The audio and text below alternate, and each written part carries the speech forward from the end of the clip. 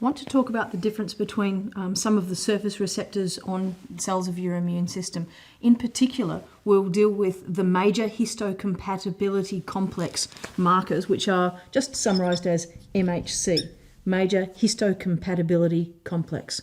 So these markers are found on cells of the immune system, and they take two sorts. They're just labelled 1 and 2.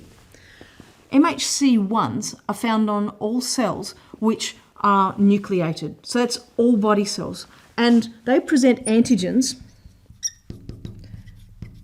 that are found from any internal source.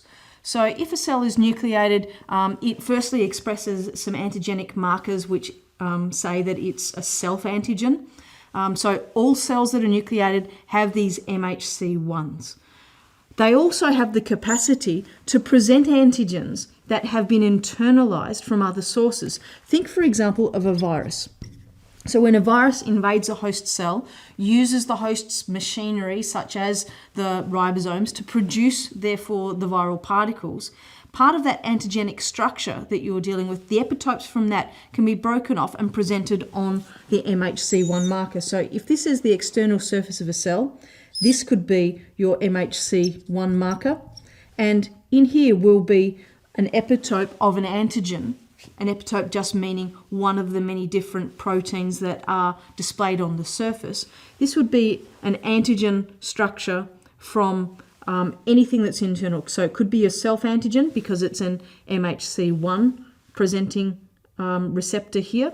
And the other thing is it could be a viral particle. So anytime a cell with a nucleus is infected with a virus, it ideally will present this marker. Now you know that that can have other consequences. Cells that will be infected by viruses will also release a substance called interferon. That interferon is a cytokine that will go to neighbouring cells, which will help it defend itself against the invasion of other viral particles into it. That's getting off the topic a little bit. However, let's go back to MHC1 molecules and MHC2s. So they, as we said before, always have an internal origin. So if you think of MHC1 as internal in their origin this way. Let's now look at the MHC2s. MHC2, or type 2, is when you're looking at antigen-presenting cells giving this information to T lymphocytes, for example. The types of cells that I want to deal with here are when a phagocyte undergoes phagocytosis, takes in part of, so here's your phagocyte, and it takes in your foreign protein. It can break off your antigens and it will present that. So this is an antigen presenting cell. So your macrophages, as well as your macrophages, your neutrophils,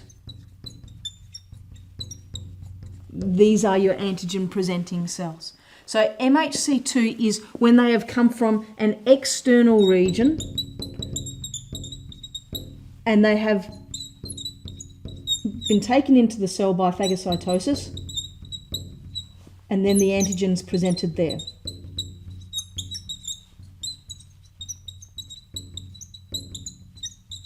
So that's your MHC2.